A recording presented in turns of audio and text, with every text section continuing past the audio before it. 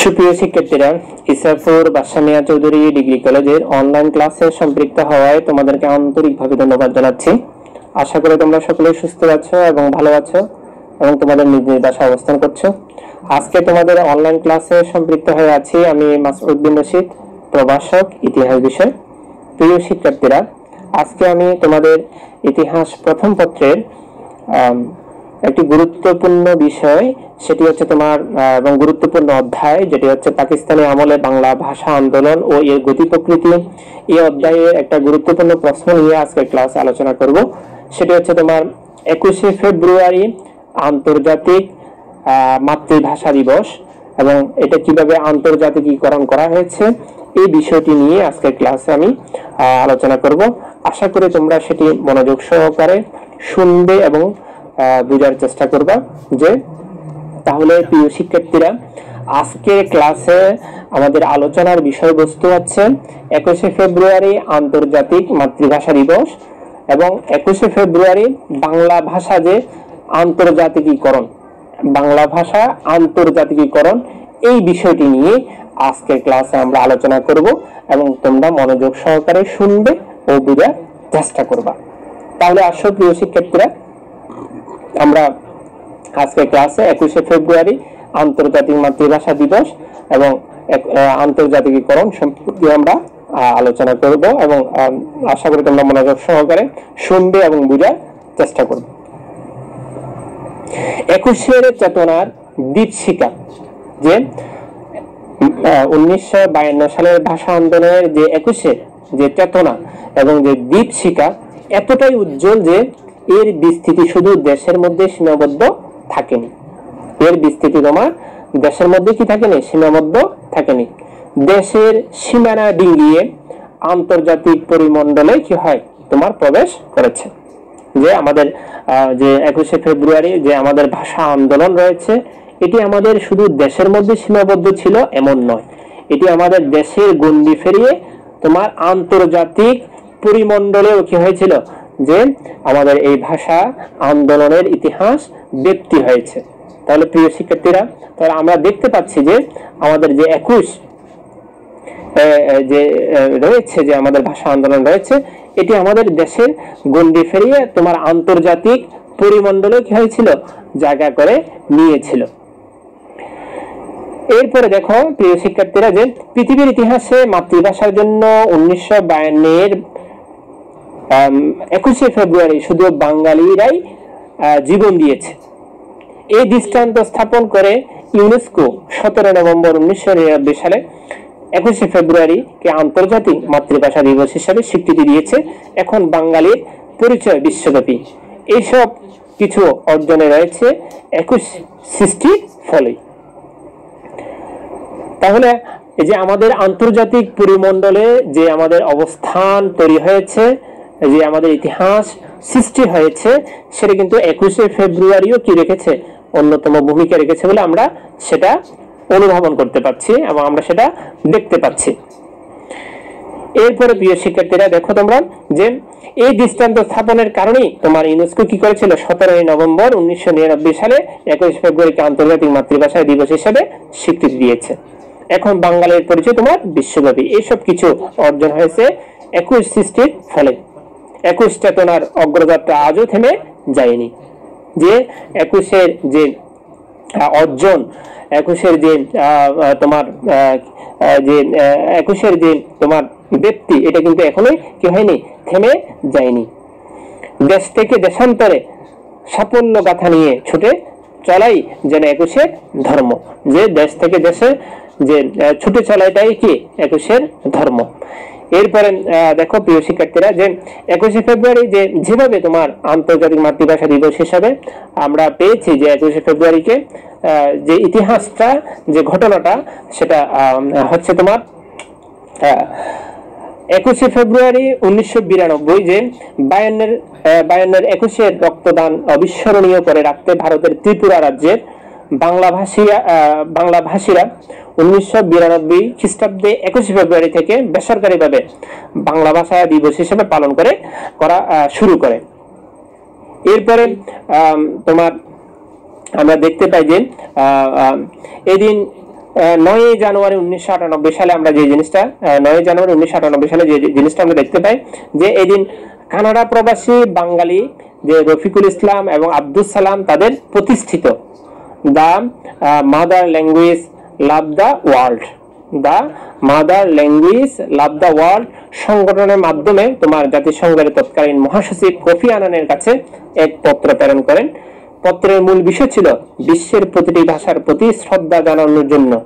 যে পত্রের মূল বিষয় যেটা ছিল বিশ্বের প্রতিটি ভাষার প্রতি শ্রদ্ধা জানানোর জন্য বিশ্ব মাতৃভাষা দিবস প্রতি বছর পালন করা হোক, এবং যেহেতু পৃথিবীর ইতিহাসে বাংলাদেশের বাঙালিরা তাদের মাতৃভাষার জন্য প্রাণ উৎসর্গ করেছে, সেজন্য 21শে ফেব্রুয়ারিকে বিশ্ব মাতৃভাষা দিবস হিসেবে পালন করা হোক।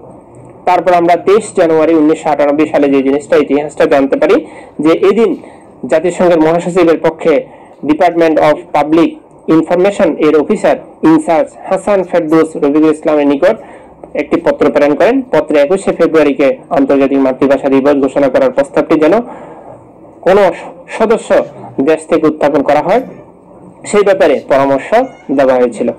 এরপরে ফেব্রুয়ারি 1998 থেকে জানুয়ারি 1999 যে ইতিহাসটুকু রয়েছে সেটা হচ্ছে তোমার 21 ফেব্রুয়ারিকে আন্তর্জাতিক মাতৃভাষা দিবস ঘোষণার প্রস্তাবটি নিয়ে তোমার এই পর্যায়ে রফিকুল ইসলাম বাংলাদেশের তৎকালীন শিক্ষামন্ত্রী SSK সাদেককে, প্রধানমন্ত্রী শেখ হাসিনা, বাংলা একাডেমির মহাপরিচালক, তারপর ঢাকা বিশ্ববিদ্যালয়ের ঢাকা বিশ্ববিদ্যালয়ে তোমার বাংলা বিভাগের চেয়ারম্যান, রাজশাহী বিশ্ববিদ্যালয়ের ভাইস চ্যান্সেলর এবং বাংলাদেশস্থ তোমার ইউনেস্কো অফিস বেশ কয়েকটি পত্র লিখে এই ব্যাপারে তাদের সহযোগিতা কামনা করেন, কিন্তু কেউ তার পত্রে জবাব দেননি কিংবা কোন রূপ উদ্যোগও গ্রহণ করেননি। এতে হতাশ না হয়ে রফিকুল ইসলাম জাতিসংঘ সদর দপ্তর এবং ইউনেস্কোর সদর দপ্তরে যোগাযোগ অব্যাহত রাখেন। অবশেষে mother language of the world এর পক্ষ থেকে পুনরায় 29শে মার্চ 1998 তারিখে তোমার 7টি ভাষার ফিলিপিনো, ইংরেজি, কানাডিস, মালয়, জার্মান, হিন্দি এবং বাংলাদেশের 7 জাতির 10 জন লোকের স্বাক্ষর নিয়ে জাতিসংঘ সদর দপ্তর ও ইউনেস্কো সদর দপ্তর একটি স্মারকলিপি প্রেরণ করেন। এক পর্যায়ে প্রস্তাবটি জাতিসংঘে তোমার উপস্থাপন করার জন্য যুক্তরাজ্য রাষ্ট্রস্থ কানাডিয়ান এমবাসিকে অনুরোধ করা হয়, কিন্তু এমবাসি কর্তৃপক্ষ উক্ত পত্রটি কানাডিয়ান পররাষ্ট্র মন্ত্রণালয়ে পাঠিয়ে দেন।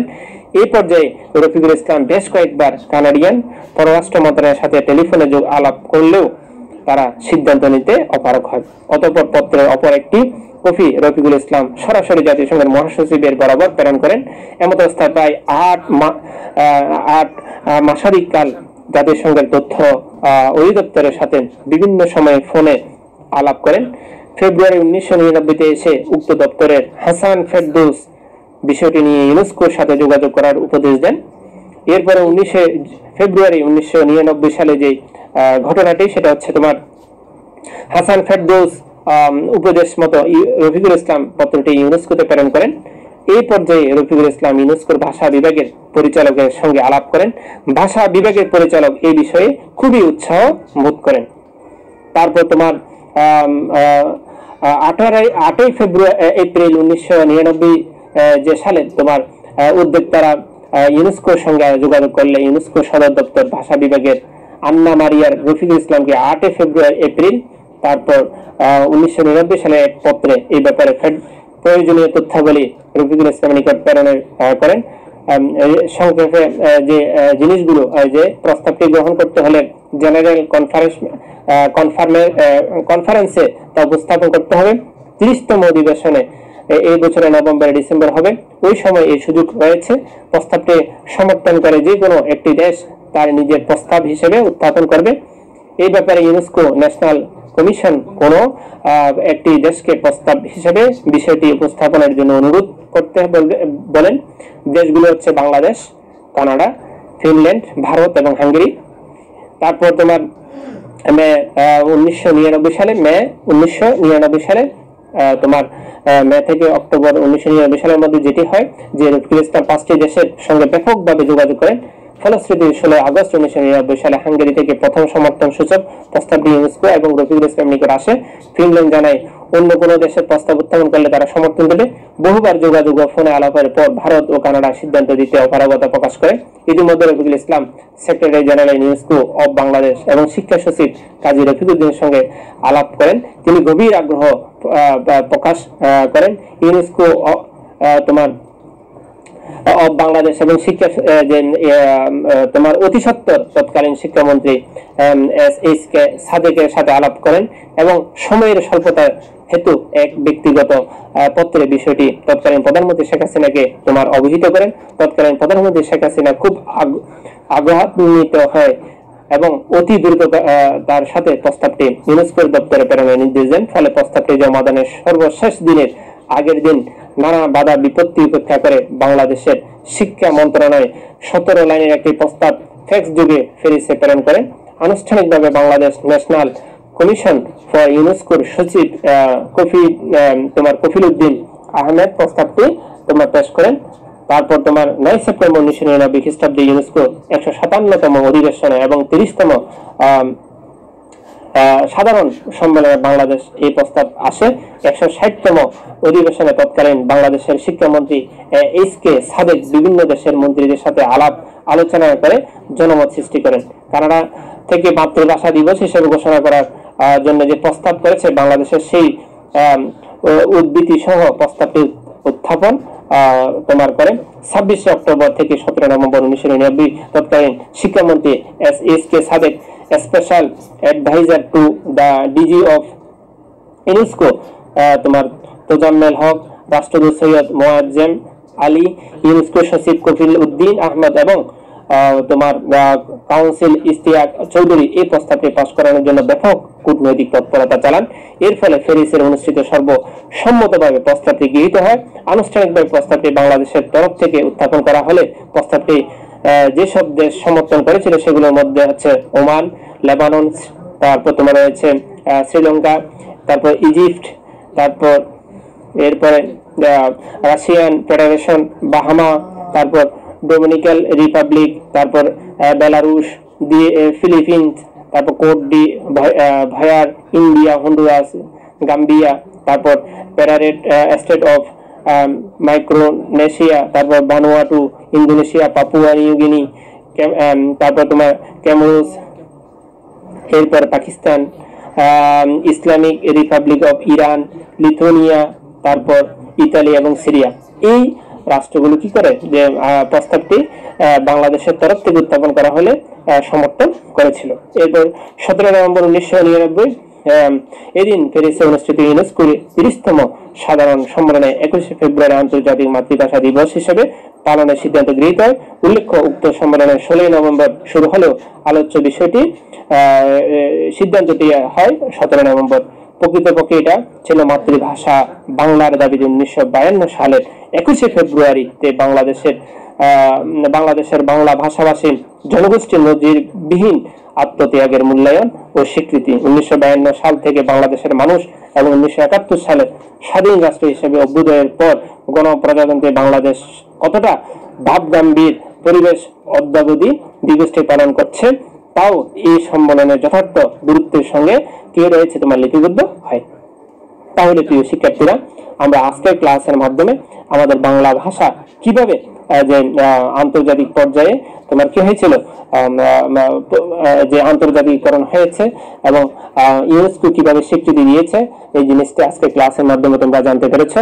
প্রিয় শিক্ষার্থীরা, তোমরা আরো ভালো করে জানার জন্য, আরো ভালো করে বোঝার জন্য এবং কিভাবে আমরা বাংলা ভাষাকে আন্তর্জাতিক হিসেবে চূড়ান্ত রূপ দিয়েছি এই বিষয়টির ইতিহাস পুঙ্খানুপুঙ্খ বোঝার জন্য তোমাদের পাঠ্যপুস্তক তোমরা যদি ভালো করে পড়ো এবং দেখো তাহলে তোমরা আরো ভালো জানতে পারবে এবং আরো ভালো বুঝতে পারবে বলে আমি আশা রাখছি। এবং তোমরা তোমাদের বাসায় নিয়মিত পড়ালেখা চালিয়ে যাবে এই আশা ব্যক্ত করে আমি আজকের ক্লাস এখানে শেষ করলাম। তোমাদের সকলকে ধন্যবাদ।